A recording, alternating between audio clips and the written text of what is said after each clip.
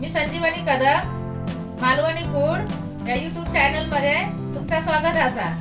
आज मी तुमका दाखवणार आहे भोपळ्याची भाजी। मग चला सुरुवात करूया। तर हे बघा असो भोपळा ह्यो खावचो भाजी येतो भोपळा ह्यो असो हिरवगार असो घ्यायचो बघूनच चांगलं याची भाजी पण चांगली होता। नंतर मग तो आपला घोया तेवढं कापायचो। हे बघा असो कच्च्याच भोपळ्याची भाजी आहे आणि त्याच्यात ना हे बिया असतात हे बघा हे त्याच्यानं हातान काढून टाकायचे हे आणि ही त्याची पाट असताना ही तशीच घालायची। ही चांगली असते आपल्या बॉडीसाठी ही कुकर मध्ये लावली ना मग चांगली शिजतात। ही बघा अशी आणि मग त्याचे असे पातळ तुकडे करायचे असे कापा करून घ्यायची नंतर मग त्याचे असे तुकडे करायचे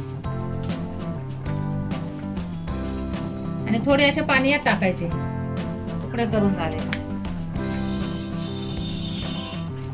हे बघा आता असे ना हे तुकडे करून घेतले बारीक बारीक हे असे घ्यायचे तुकडे करून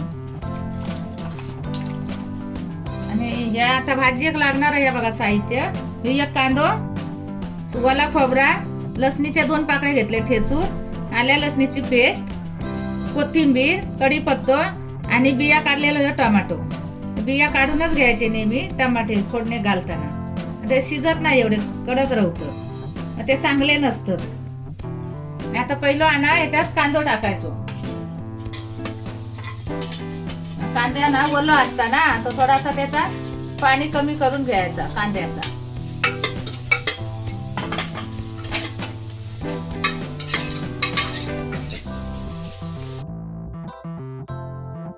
थोडं कांदो ना कच्चोच ठेवायचं एकदम पण साफ ह्या करायचा नाही भाजून नाही घ्यायचो तर भाजी चांगली चव येतात त्याच्यात कांद्याची।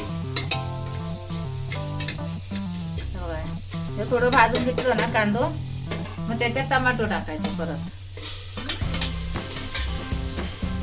टमाटो आणि कढीपत्ता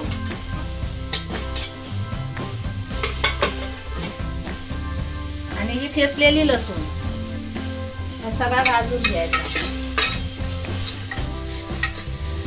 थोडाच भाजायचा भाजीसाठी काही एकदम भाजूक नको कुकर मध्ये एकदम साफ नरम लागतं होतले तर या सगळ्या चवीसाठीच घालायचा चांगली भाजी चव येतात।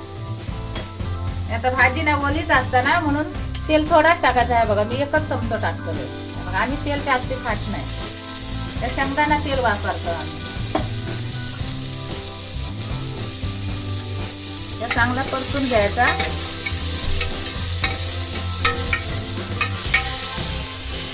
नंतर आल्या लसणीची पेस्ट थोडीशी घेतलंय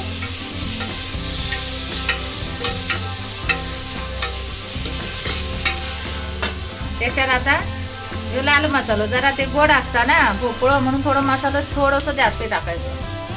आता मी 1.25 चमचा टाकलंय आणि थोडं गरम मसाला सगळ्यांना असं भाजून घ्यायचा जास्त पण भाजायचा नाही मग कर आपल्याला दिसतं ना भाजीवर म्हणून हे बघा असं भाजून घ्यायचं आणि आता त्याच्यानंतर ही तुकडे टाकायचे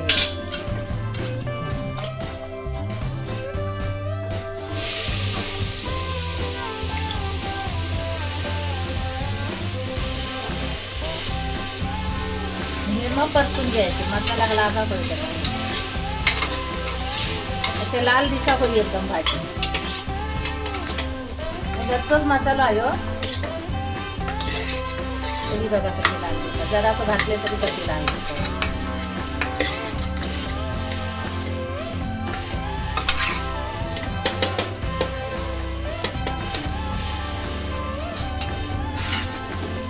आता नंतर त्याच्यात ओला खोबरा घालायचा आहे ओला खोबरा घेतला थोडासाच घालायचा भाजीत काय जास्त खोबरा नको आणि ही कोथिंबीर त्याच्यानंतर वरून टाकायची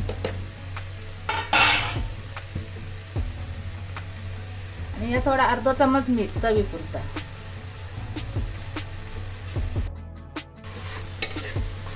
सगळा असा एकजीव करून घ्यायचा 2 शिट्टीवर भाजी होतं म्हणून थोडासा एकदम पाणी टाकायचं, एकदम थोडा. त्याला पाणी सुटतं ना त्या भाजी ओला असल्यामुळे, तर ही थोडासाच पाणी टाकायचं. हे बघा एकदम थोडा टाकलं. हे बघा अंगा बरोबर 2 शिट्टीवर भाजी होतली एकदम मस्त. आणि मग असं कुकर लावून देऊ.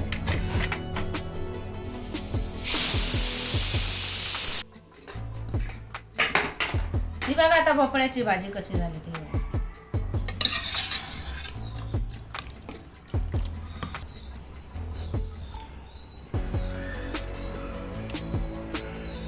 ही बघा भोपळ्याची भाजी ही तुम्ही भाकरी बरोबर सुद्धा, चपाती बरोबर सुद्धा किंवा भाता बरोबर सुद्धा खाऊ शकतात. आणि अशा या गोड व्हिडिओसाठी लाईक करा, शेअर करा, सबस्क्राईब करा आणि बेल पण वाजवा. आणि भेटूया आता पुढच्या व्हिडिओ मध्ये. तोपर्यंत धन्यवाद.